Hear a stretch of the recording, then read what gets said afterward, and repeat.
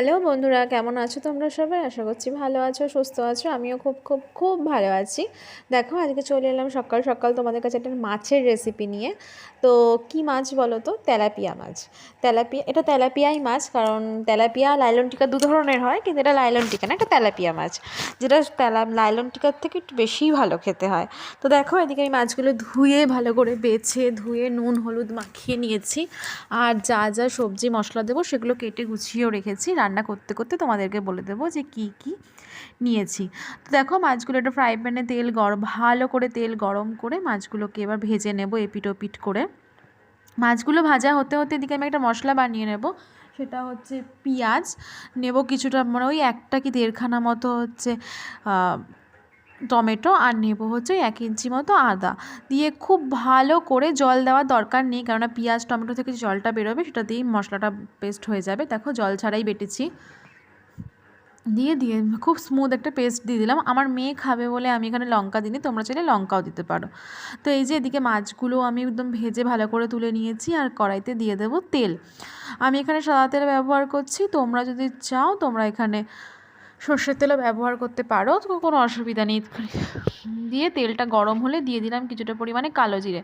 কালো জিরেটা দিয়ে ওই 10 থেকে 20 সেকেন্ড মতো ওয়েট করব কালো জিরেটা ভাজা হওয়া পর্যন্ত। তো দেখো, কালো জিরেটা ভাজা হয়ে গেছে। এবার আমি সঙ্গে অ্যাড করে দিলাম কেটে রাখা আলু আর দিলাম হচ্ছে কাঁচা লঙ্কাগুলো আমি চিড়ে দিইনি। তোমরা যদি মানে ঝাল খাও তো কাঁচা লঙ্কাগুলো চিড়ে দেবে। আমরাও ঝাল খাই, কিন্তু যেহেতু আমার মেয়ে খাবে তাই কাঁচা লঙ্কাগুলো চিড়ে দিইনি। আর আলুটা কিছুক্ষণ ভাজা করার পর দিয়ে দেবো হচ্ছে পেঁয়াজ আর টমেটো দিয়ে খুব ভালো করে নেড়ে ছেড়ে আমি একদম ভাজা করে নেবো। দেখো, পেঁয়াজ আর টমেটো তো গলেই গেছে। দিয়ে ভাজা করার পর ওই যে মশলাটা আমি বেটে রেখেছিলাম সেটাকে দেবো, দিয়ে কিছুটা জল দেবো, কেননা যাতে মশলাটা পুড়ে না যায়। জল দিয়ে এবার আমি খুব ভালো করে মশলাটা কষিয়ে নেব। অ্যাজ ইউজুয়াল তোমরা তো জানোই, মশলা কষানোর ওপরই আসল টেস্টটা ডিপেন্ড করে। তো ভালো করে মশলাটা একদম কষিয়ে নেব। মশলা যখন কষানো হয়ে যাবে তখন আমি এর সঙ্গে অ্যাড করব কিছু গুঁড়ো মশলা। তো এখানে আছে নুন, হলুদ, জিরের গুঁড়ো, ধনের গুঁড়ো। তোমরা চাইলে লঙ্কা গুঁড়ো ইউজ করতে পারো, কিন্তু আমি বললাম আমার মেয়ে খাবে তাই আমি বেশি ঝাল দেবো না। তার সঙ্গে একটু জল দিয়ে দিলাম যাতে মশলাগুলো পুড়ে না যায়। দিয়ে আবারও আমি মশলাটাকে খুব ভালো করে কষিয়ে নেব। ওই মিনিট 5 মতো ভালো করে নেড়ে চেড়ে যতক্ষণ না তেল ছেড়ে আসছে অতক্ষণ কষিয়ে নেব। তোমরাও এইভাবে করে দেখবে, খুব ভালো হয় খেতে। তো এই যে দেখতেই পাচ্ছ, আমার মশলাটা খুব ভালো করে আমি কষিয়ে নিচ্ছি। প্রায় ওই মিনিট 5 মতো সময় লেগেছে আমার মশলাটা কষাতে। একদম সাইড থেকে তেল ছেড়ে দিয়েছে। তো এখন আমি যেরকম ঝোল খাবে, তো এটা তো ঝোল না, এখানে আমি রসা বানাবো, মানে গামাখা গ্রেভি থাকবে।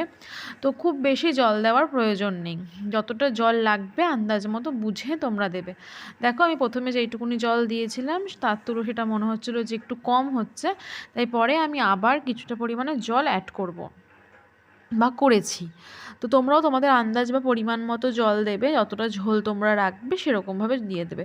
তবে এই যে রেসিপিটাতে ঝোল ভালো লাগে না, এটা গামাখাই ভালো লাগে। তো জল দিয়ে আমি ফুটতে দিয়েছিলাম, মানে আলুটা সিদ্ধ হতে দিয়েছিলাম, ঢাকা দিয়ে দিয়েছিলাম। মানে জলটা ফুটে উঠলে ঢাকা দিয়ে সিমে দিয়ে দেবো।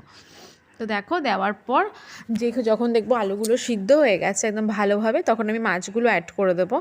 মাছগুলো দিয়ে ওই মিনিট 5 না মিনিট 2-3 মতো ফোটালেই একদম রেডি। দেখো, গ্যাসও বন্ধ করে দিলাম। গ্যাস বন্ধ করে দিয়ে একদম ঢাকা চাপা দিয়ে ওই মিনিট 2 মতো রেখে দেবো। দিলেই একদম তৈরি হচ্ছে আমাদের তেলাপিয়ার রসা। খেতে দুর্দান্ত হয়েছিল। বিশ্বাস করো, তোমরা একবার এভাবে বাড়িতে বানিয়ে দেখো, খুব ভালো লাগে খেতে। তো আজকের মতো ভিডিও এই পর্যন্তই। কেমন লাগলো অবশ্যই জানিও। ভালো লাগলে লাইক, কমেন্ট, শেয়ার করো। আর যদি একটু বেশিই ভালো লাগে তাহলে আমার চ্যানেলটিকে সাবস্ক্রাইব করো। আর ফেসবুক থেকে দেখলে প্লিজ ফলো করো।